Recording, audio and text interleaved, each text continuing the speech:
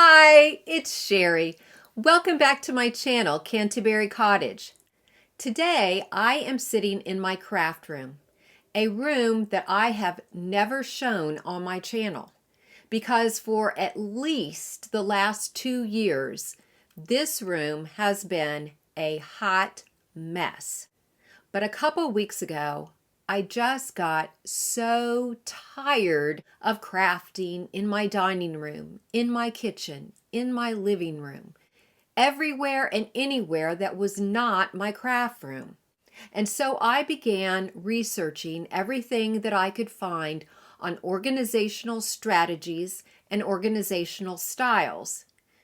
Because if I was going to commit to cleaning and organizing my craft room, I needed to know that this time it would stay organized.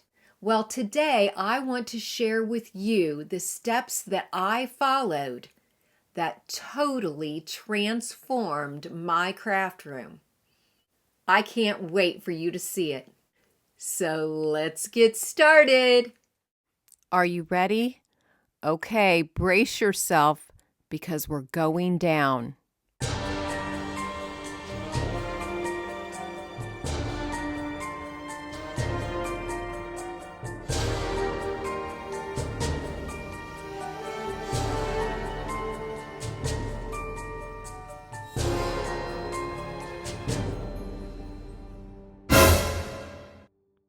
Okay, let me give you a quick tour. This armoire and these bookshelves are supposed to be storing all of my frames and thrifted wooden items. They are not organized in any particular way, and many items have spilled onto the floor. This small shelf is holding some, but not all of the wood that I use for crafting. My work desk is where I store most of my tools, including my hot glue guns, my drill, and my electric stapler. These plastic drawers store my floral accessories such as moss and styrofoam. I purchased this paper storage cabinet at a thrift store, and this cabinet stores most of my ribbon. And this cart holds most of my paint and paintbrushes. The fabric bins on the cart below the window are a hodgepodge. They contain wood, brass candlesticks, clocks, fabric, easels, shelf brackets, and Dollar Tree mirrors. Although my faux flowers are organized by color, they are a hot mess. I have some stored in these deep wire baskets, while the long stems are in a box on the floor, and some additional greenery is in a shoe storage bag on the wall. This cabinet is also a hodgepodge of candlesticks and other small decor items. And oh, here's some chicken wire. This bookcase contains silver and other metal items, but these really need to be stored on deeper shelves. Things are constantly falling off.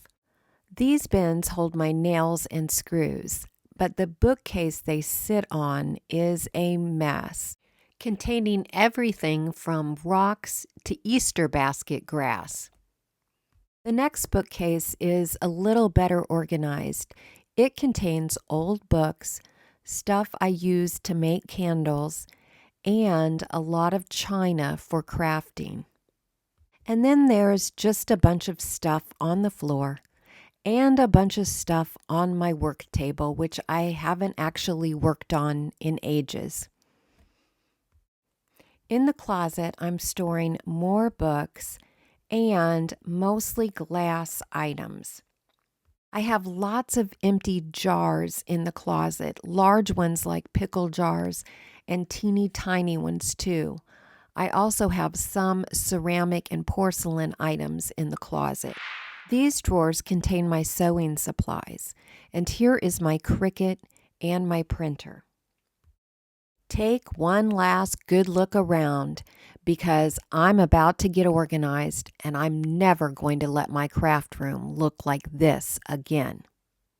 So, over the past few weeks, I read every article and watched every video on organizational strategies that I could find. And so I had a pretty good idea of what was working and what was not working for me. These shelves of miscellaneous metal items were a jumbled mess, and things were always falling off of the shelves.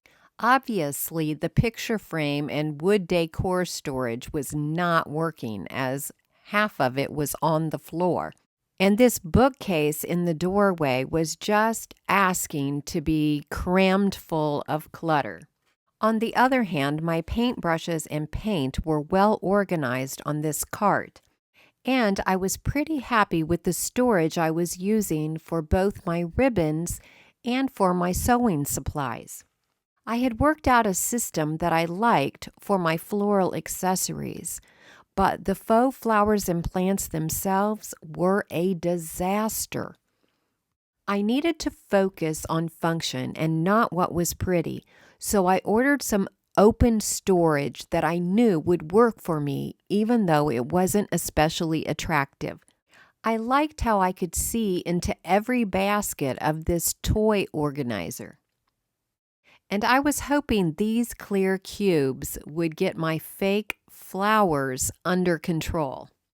The assembly was a bit of a pain, but it was worth it because I could arrange the cubes in any configuration that I liked to fit my space. I ended up dividing the cubes into two separate units, one larger one for my flowers and a second smaller one. I had originally intended on organizing the flowers by color and just shoving one color in each of the cubes, but I ended up putting them in clear tubs first. Hopefully, I can maintain this organization. I had learned that when I grouped like items together, like I did with my paint and paintbrushes and with my ribbon, that I could maintain a good organizational system. So I knew I just needed to apply that in all areas. I started by collecting up all the wood for crafting from various areas and putting them in the metal shelving unit that had previously held my flowers. I grouped items together by size and shape in each drawer. Then I arranged all my picture frames by size in an old armoire that was in the room. I also grouped together trays and plaques that I had thrifted. Once items are grouped together, put them all in one place. You don't want to be looking 3 or 4 different places when you need something. For example, I had nails, screws, and other hardware in 2 or 3 different spots, so I moved them all to these bins.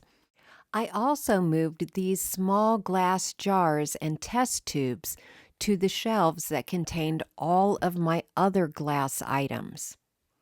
And I removed everything from this bookshelf that was not china. Don't try to make your supplies fit your storage. Make your storage fit your supplies. Does that make sense? I moved the candlesticks and the metal items to the closet where the shelves were deeper and things wouldn't get knocked to the floor. And I moved the glass items to the bookshelf where I could actually see what I had much better. However, I needed a little more storage. So I went to the garage and found some old wood that I cut to create a few new shelves. I had purchased 2 of the toy storage units, but I didn't have any place to put the second one. So I decided to attach the second one on top of the first one, but I needed to cut it down a little bit so that it would fit under the window. Once I had it cut down, I created a brace with the scrap wood that I had just cut off to hold the 2 pieces together. I knew that if I was going to get everything up off of the floor, that I was going to have to use every inch of the wall space that I had available to me. I wanted to get my rolls of wallpaper and gift wrap up off of the floor, and I wanted them to be easily accessible. So I looked around and found 2 wire baskets that I had, which I attached to the wall with a couple screws. I also screwed a hook into the wall next to my Cricut machine to get my Cricut mats up off of the floor. I found this wall organizer at Goodwill and used it to organize all of my special printer papers.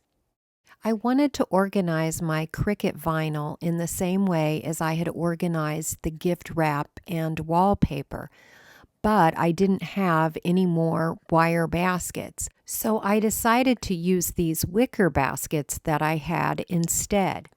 I attached 2 screws to the wall, and then I looped some florist wire through the basket and wrapped it around each of the screws.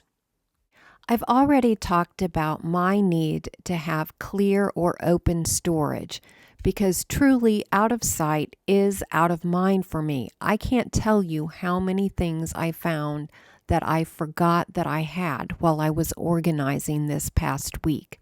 So these gray containers were traded out for clear acrylic ones. With my desk now organized and my work table cleared off, I had a perfect place to glue, to paint, to work with florals, with everything close at hand. But I still needed to create a few other stations, including a sewing station. This is the first time I have ever had a place to have my sewing machine out all of the time, and I can't tell you how excited I am to have it so easily accessible. And now with the Cricut vinyl hanging in the baskets on the wall, I can have the paper cabinet right next to my printer. One rule that all the professional organizers can agree upon is the need to label everything. This is especially important in containers where you can't see the contents. But labels also help you to maintain your organization even when you're using clear containers. These labels will definitely help me to keep my nails, screws, and other fasteners organized and easy to locate. I learned the hard way that only after everything else is accomplished should you make your craft room pretty. When I first turned this room into a craft room, I focused too much on pretty and not enough on function, and the room ended up a disaster because I didn't have the organizational systems that I needed in place to be able to keep my room organized. I have some ideas for ways I can make my craft room more attractive in the future. But for now, I'm settling on a few basic things. Hanging a few pieces of art in the little bit of wall space that I have left, and covering my paint-splattered countertop with some fresh white contact paper. I also gave my work table a couple coats of white paint, which literally only took me 10 minutes. If you want to stay organized, you need to make adjustments as soon as you notice that something is not working. As soon as I realized that my clothespins needed to be in the bins with the other wood items, I moved them. And because I use my drill multiple times in a day, I realized I needed to have my drill bits easily accessible and easy to organize. So I grouped them by small, medium, and large size, put them in cups, and I'm leaving them out on my desktop.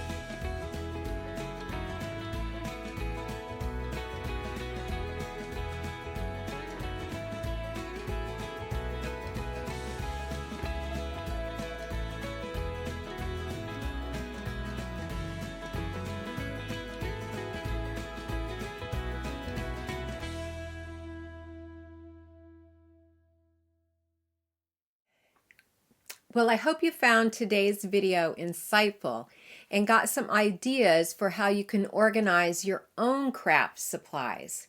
It's been a long week, so I think I'm going to go take a nap. Hope to see you next Tuesday. Bye-bye for now.